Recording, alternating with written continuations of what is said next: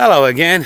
Well, last week we took a look at half of a full update, and this week we're going to take a look at the other half of a full update. And I think my very small fruit garden is as good a place to start as any. These are our blueberries, and we added a couple of plants, had lots of blossom on them, and I think we're going to get a lot of fruit. It's going to be a good year for the blueberries, I think. However, I did buy two last autumn when they were on sale, and I didn't look after them very well, and I think they might be dead. We'll give them a chance. I have a couple of gooseberry plants which I pruned back heavily, and they've come back vigorously. Got lots of fruit on the gooseberries. These are a purple type of gooseberry. We have lots of strawberries this year, and we've been eating them now for a couple of weeks.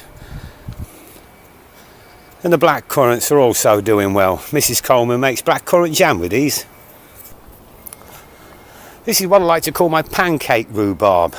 I nicked a big chunk of it from next door before they knocked their house down, and I planted some in full sun and some in shade, and I think rhubarb likes the shade more than it likes the sun.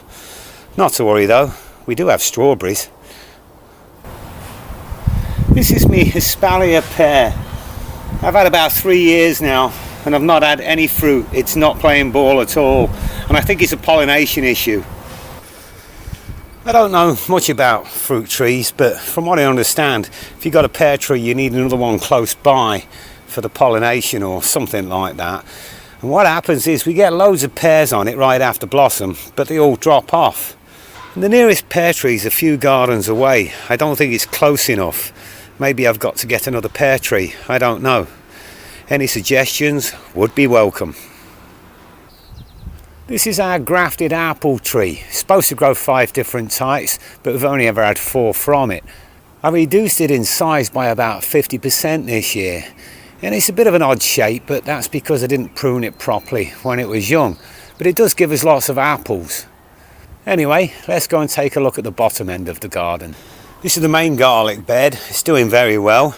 I got 2 types in here. One's Colossal, which is a soft neck variety, and the other is Red Russian, which is a hard neck variety.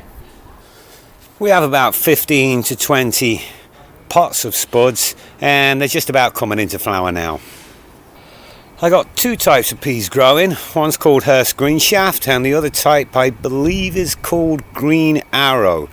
I always pack them in really tightly together, and then I'll do a single harvest on them, say around mid-July-ish. For climbing beans, I'm growing the trusty old Cobras, and there's another type here called Matilda. And in the last video I shown you at the top of the garden, I'm also growing some yard-long beans. I've got about 6 cucumber plants, which is more than enough for anybody. And I've also got a bucket with a jack-o'-lantern pumpkin in it. Now, I grew pumpkins from a bucket last year, so fingers crossed, we'll be good again. These are my Musselburgh leeks, and this is their temporary home. I will be moving them up to the side yard a little later on as soon as I can free a bed up. And we always consider leeks to be winter veg, so we like to move them up closer to the house so we can pick them all winter long. For the potato tower challenge, the potato has come through its second collar now, so I'm going to be adding another one later. And for my own experiment, I'll add another layer, and I will be adding a couple of more spuds. I have no idea why more people don't grow turnips. I love turnips, especially in stews and casseroles. And these turnips are busy turniping away. I'm also growing a couple of watermelons for the first time, and I know that these need a lot of room, but the turnips will be gone soon, so they can occupy that space. I've also got 3 okra plants that I'm growing for the first time.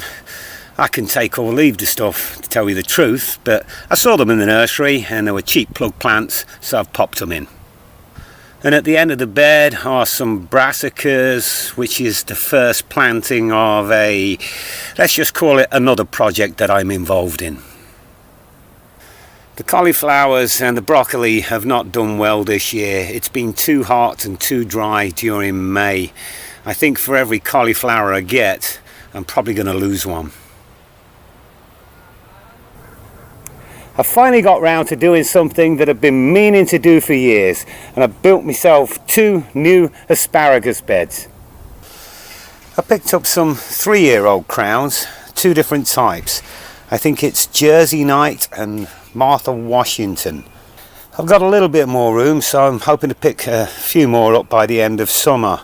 Now I know it's going to take a few years before I can really crop it, but you got to start somewhere, and I've been meaning to do it for a long time.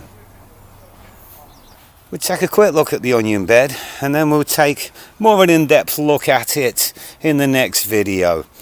I'm growing a few different types. Some I'm growing as bunches and some I'm growing individually.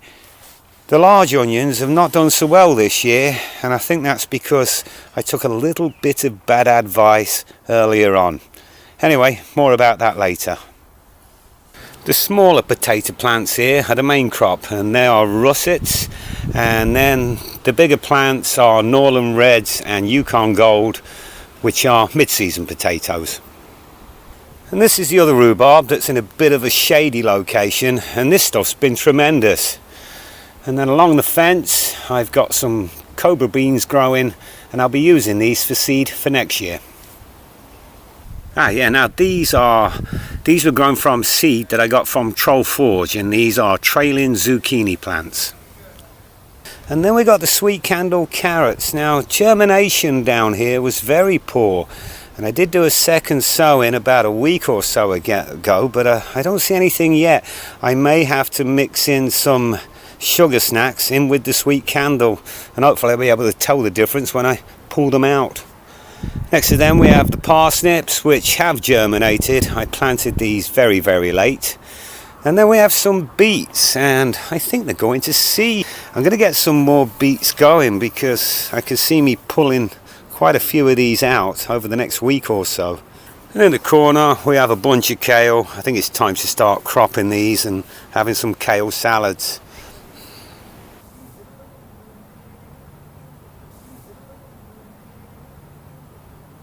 It appears I have grown a potato in a bucket of stones.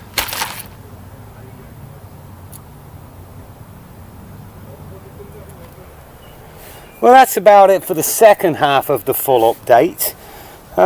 There's 1 or 2 other bits I'm growing too, but right now I think it's time for a beer. I can't believe I've grown a potato in a bucket of stones, especially the way I was throwing that thing around. And the next video, I think it's going to be about the tomatoes, and we'll do an in-depth look at the onions too. Until then, cheers. If you've enjoyed this video, please don't forget to leave a comment, hit the like button or subscribe.